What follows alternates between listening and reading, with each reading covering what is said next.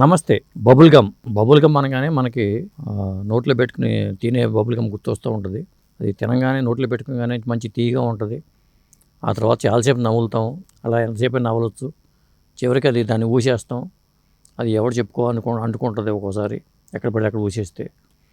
మరి ప్రేమ కూడా అలాంటి బబుల్ గమ్ లాంటిదే అని చెప్పే ప్రయత్నంతో వచ్చిన సినిమానే బబుల్ గమ్ సినిమా.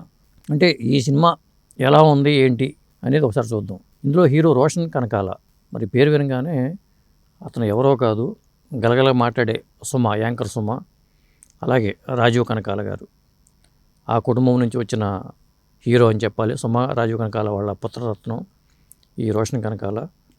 మరి ఈ అబ్బాయి అంటే ఆ ఫ్యామిలీ నుంచి, కనకాల ఫ్యామిలీ నుంచి దేవదాస్ కనకాల గారు, లక్ష్మీ కనకాల గారు, వాళ్ళ ఫ్యామిలీ నుంచి ఎంతోమంది హీరోలు సినిమా రంగానికి వచ్చారు. వాళ్ళ దగ్గర ట్రైనింగ్ తీసుకున్న వాళ్ళు కూడా.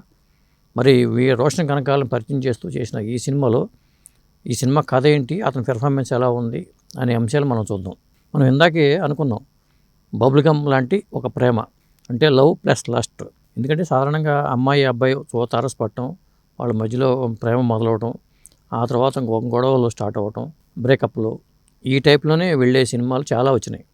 అంటే నాకు ఈ సినిమా చూస్తే ఏం గుర్తొచ్చిందంటే ఒక డీజే టిల్లు, ఒక అర్జున్ రెడ్డి గుర్తొచ్చినాయి. మనకి సినిమా స్టార్టింగ్లోనే షర్ట్ లేకుండా ఒక డ్రాయర్తో మాత్రమే హీరో బైక్ మీద వెళుతూ సన్నివేశం కనిపిస్తుంది. ఆ తర్వాత అతను ఫ్లాష్ బ్యాక్లో అతను ఏంటి 6 నెలల క్రితం ఏం జరిగింది అనేది మనకి స్టోరీ రివీల్ అవుతుంది. అతను ఏంటంటే ఒక మధ్యతరగతి ఫ్యామిలీ నుంచి వచ్చిన కుర్రాడు అతను. ఆ ఫ్యామిలీలో అతనికి డీజే అంటే బాగా ఇష్టం. అట్లా దానికోసం అని చెప్పి వాళ్ళ నాన్నగారిని ఒక చికెన్ షాపు, ఒక మిడిల్ క్లాస్ ఫ్యామిలీ కుర్రాడు ఒక డీజే వాయిస్తుంటే ఒక ఫంక్షన్లో ఒక అమ్మాయిని చూసి, జాను అనే అమ్మాయిని చూసి, ఇతని పేరు ఆది, ఆ అమ్మాయిని చూసి ప్రేమలో పడతాడు. ఆ తర్వాత ఆ అమ్మాయికి ఏంటంటే అబ్బాయిని ఒక టాయ్స్ లాగా చూసి అతను టాయ్ లాగా ఆడుకోవాలి తప్పితే సిన్సియర్ ప్రేమ కాదనే యాంగిల్లో ఆలోచించే మనిషి. అలాంటి అమ్మాయితో ఈ కుర్రాడు దగ్గర అవుతాడు. మొదట్లో ఆ అమ్మాయి కూడా అలాగే దగ్గర అవుతుంది, కానీ తర్వాత అతను సిన్సియర్గా ప్రేమిస్తుంది. కానీ ఒకానొక సన్నివేశంలో అతను వేరే అమ్మాయిని ముద్దు పెట్టుకునే సన్నివేశం చూస్తే ఆ అమ్మాయి అతని నుంచి దూరం అయిపోతుంది.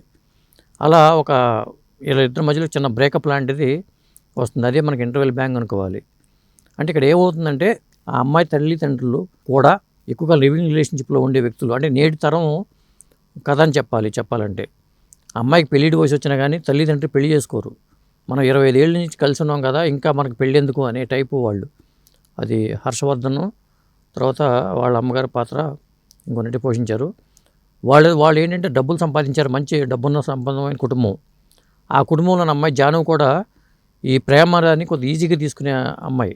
ఈ ఆదికి ఆ అమ్మాయి బట్టలు తన కారు ఇచ్చేస్తుంది, తన క్రెడిట్ కార్డు వాడుకోమని ఇచ్చేస్తుంది, అతనికి బట్టలు కొనిపిస్తుంది, ఇవన్నీ చేస్తుంది. కానీ ఆ కుర్రాడిని ద్వేషించిన తర్వాత తన కారు తనకి ఇచ్చేయమంటుంది. అలాగే తను వాడిన క్రెడిట్ కార్డు కూడా తనకి ఇచ్చేయమంటుంది. ఆఖరికి తను కొనిచ్చిన బట్టలు కూడా తనకి ఇచ్చేయమంటుంది. ఆ బట్టలు అతనికి ఇచ్చేసి ఆ దిగంబరంగా అతను బైక్ మీద వెళ్ళే సన్నివేశమే మనకి స్టార్టింగ్లో చూసిన సన్నివేశం. అదే ఒక ఇంటర్వెల్ బ్యాంగ్ అని అనుకోవచ్చు మనకి. ఆ తర్వాత కథ ఎలా నడిచింది, మళ్ళీ వాళ్ళిద్దరూ బబుల్ గమ్ లాంటిదని చెప్పాం. ఇదేంటంటే ప్రేమ అనేది ఒకసారి వదిలించుకుంటే వదిలిపోయేది కాదు, మళ్ళీ అతుక్కుంటుంది. అలా అతుక్కుని వదిలిపోయే ప్రేమ లాంటిదే ఈ కథ అంతా అలాగే ట్రావెల్ అవుతుంది. చివరికి ఈ జంట ఏమయ్యారు అనేది ఓవరాల్ సినిమా. అయితే ఇక్కడ రోషన్ కనకాల గురించి చెప్పాలంటే అతను కొత్త హీరోలాగా అనిపించాల, మంచి ఈజ్ ఉంది. ఆ అమ్మాయి మానస చౌదరి కూడా జాను పాత్ర వేసింది. ఆ అమ్మాయిలో కూడా మంచి టాలెంట్ ఉంది. అండ్ ముఖ్యంగా రవికాంత్ పేరేపు డైరెక్టరు వీళ్ళలో నటనను రాబట్టుకోవడంలో మాత్రం అతను సక్సెస్ అయ్యాడని చెప్పుకోవాలి. ఎమోషన్స్ పండించడంలో కొంత తడబడినా కానీ వీళ్ళ ఆర్టిస్టుల నుంచి నటనను రాబట్టుకోవడంలో మాత్రం డైరెక్టర్ 100% సక్సెస్ అయ్యాడు. ఇంకొకటి ఏంటంటే అంతకుముందు ఈ డైరెక్టర్ చేసిన సినిమాలు ఏంటంటే క్షణం, కృష్ణ అండ్ హిజ్ లీలా. ఆ తర్వాత వచ్చిన సినిమానే ఈ బబుల్ గమ్ సినిమా. ముఖ్యంగా శ్రీచరణ్ పాకాల మ్యూజిక్ గురించి ప్రత్యేకంగా చెప్పుకోవాలి. ఈ సినిమాకి మ్యూజిక్ ఎంత ప్లస్సో అంత మైనస్ అని చెప్పుకోవాలి. ఎందుకంటే చాలా చోట్ల డైలాగ్స్ని ఈ మ్యూజిక్ అనేది డామినేట్ చేసి మింగేసింది. దాంతో క్లైమాక్స్కి వచ్చేసరికి అసలు సినిమా కథ ఎటు వెళ్తుంది, చివరికి ఏమవుతుందని డైలాగ్స్ వినిపించకుండా క్లారిటీ లేని కథగా మిగిలిపోవడానికి కొంత కారణం కూడా ఈ మ్యూజిక్ అని చెప్పాల్సి వస్తుంది. సినిమా ఇంట్రెస్టింగ్గా ఉంటుంది, నేటి తరం యూత్కి అట్రాక్ట్ చేసేలాగా డైరెక్టర్ మలిచాడు. పైగా అర్జున్ రెడ్డి లాంటి సన్నివేశాలు కొన్ని ఉంటాయి, మితిమీరిన శృంగారం లాంటి సన్నివేశాలు కానీ, ముద్దు సన్నివేశాలు కానీ. అలాగే రోషన్ కనకాల చాలా ఈజీగా నటించాడు. అతనిలో ఈ టైపు నటన ఉంటుందని, కొత్త నటుడు కదా, మరి అతను బెరుకుగా చేస్తాడేమో అనుకున్నాం, కానీ చాలా అద్భుతంగా అతను యాక్ట్ చేశాడు. ఖచ్చితంగా అతను హీరోగా నిలబడతాడని ఈ సినిమా చూసిన తర్వాత ఎవరికైనా అనిపిస్తుంది. అలాగే ఆ అమ్మాయి కూడా, మానస చౌదరి కూడా మంచి పాత్ర. అలాగే హీరో తండ్రి పాత్ర వేసిన నటుడు కూడా చేతు జొన్నలగడ్డ. అతను ఆ ద్వితీయార్థంలో మనకు వచ్చే సన్నివేశాలు, తండ్రి కొడుకుల మధ్యలోని సన్నివేశాలు కానీ, పైగా ఆ చేతు జొన్నలగడ్డ టైమింగ్ కానీ అద్భుతంగా, మంచి టైమింగ్ ఉన్న ఆర్టిస్టు. తెలుగు తెరకు మరో మంచి నటుడు దొరికాడని చెప్పుకోవచ్చు చేతు జొన్నలగడ్డని. అలాగే మరి హర్ష చెముడు, ఇతర ఫ్రెండ్స్ పాత్రలు కొన్ని ఉన్నాయి.